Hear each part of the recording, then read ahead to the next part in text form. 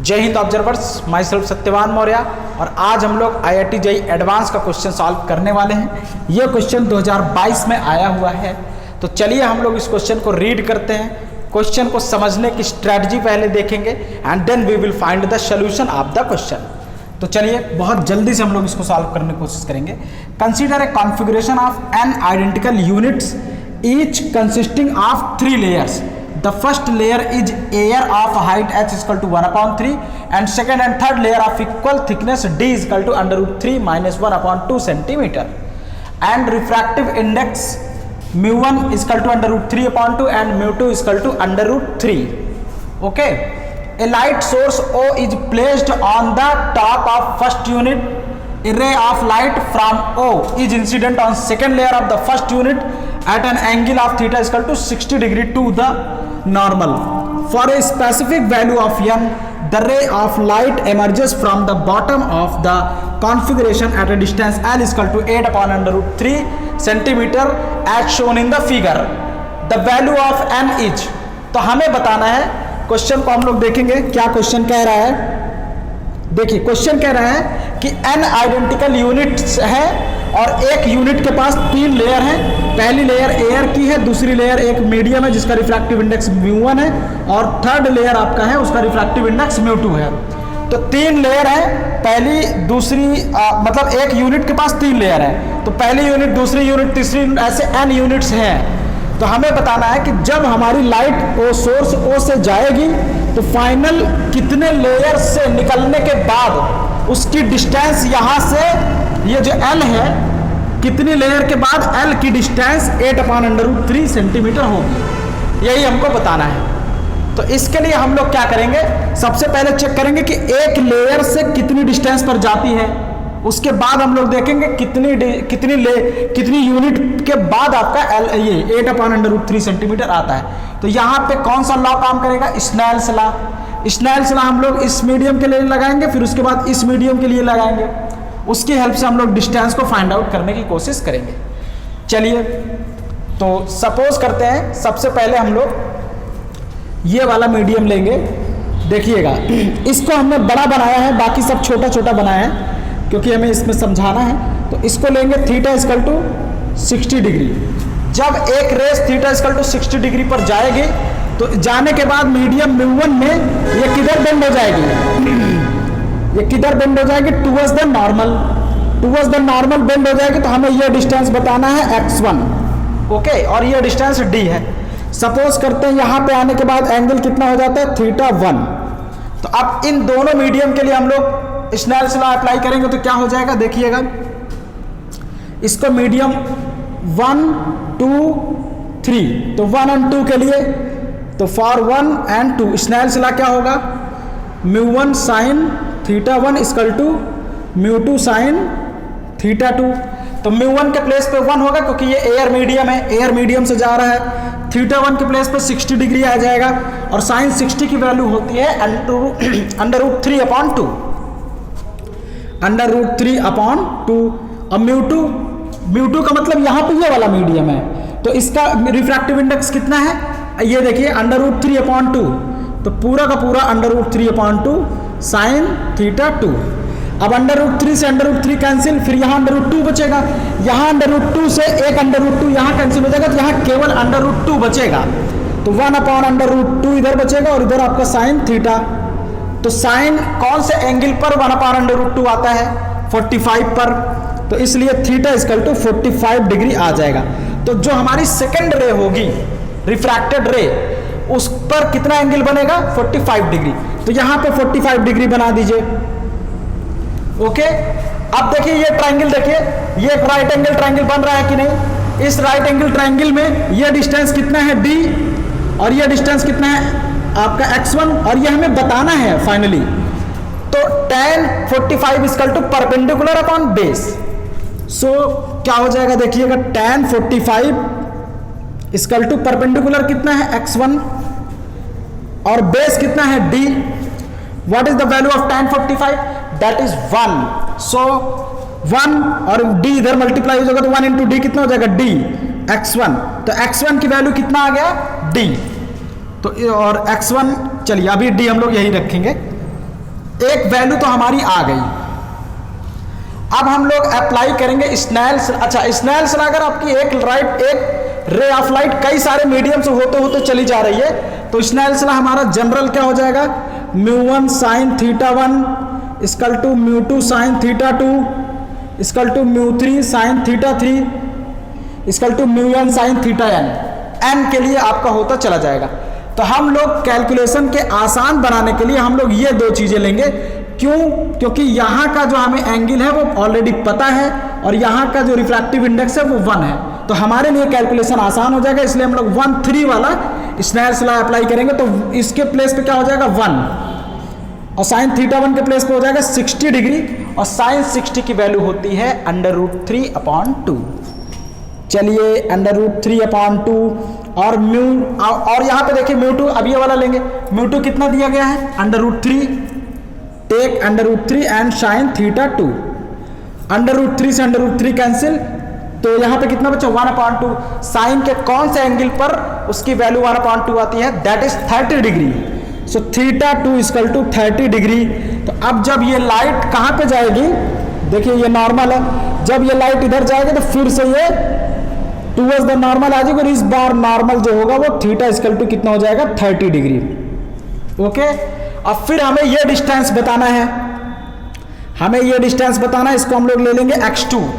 तो x2 कितना हो जाएगा, tan 30 इक्वल टू हो जाएगा x2/d। So tan 30 equal to x2/d और tan 30 की वैल्यू कितनी होती है 1/√3। सब देखते चलिए, 1/√3 इक्वल टू x2/d, d इधर आ जाएगा तो d/√3 इक्वल टू x2 अब हमें पता चल गया और x1 पता चल गया। अब हमें ये वाली डिस्टेंस पता कर लेना है, बस हमारा काम हो जाएगा। ये वाली डिस्टेंस कहाँ से पता चलेगी, यहाँ से। देखिएगा, ये अगर आपका 60 डिग्री है तो ये कितना डिग्री हो जाएगा 30 डिग्री, और जब ये 30 डिग्री हो जाएगा तो tan 30 equal to perpendicular upon base. तो इस यहां से देखिए, अब इसके लिए मैं लिख रहा हूं tan 30 इक्वल टू परपेंडिकुलर कितना है h अपॉन बेस कितना ले लीजिए x0। और tan 30 की वैल्यू होती है 1/√3 x0 upon √3 equal to h के प्लेस पे 1/3, क्योंकि h की वैल्यू ये दिया गया है 1/3। यहां से देख सकते हैं 1/3 x0 इक्वल टू 1/√3। ये आपका क्या आ गया, पूरा इधर आपकी वैल्यू आ गई।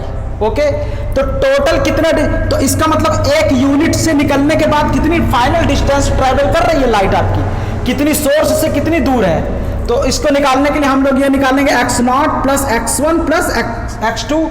So total distance, total distance traverse after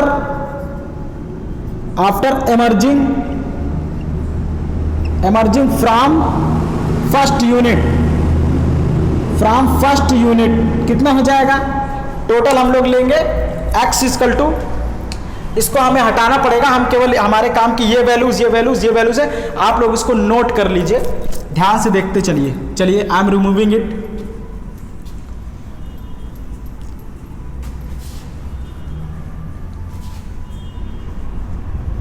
so total कितना हो जाएगा, देखते रहिए, लिख लीजिए सब। चलिए, टोटल हमारे पास हो जाएगा x इक्वल टू हो जाएगा x0 plus x1 plus x2।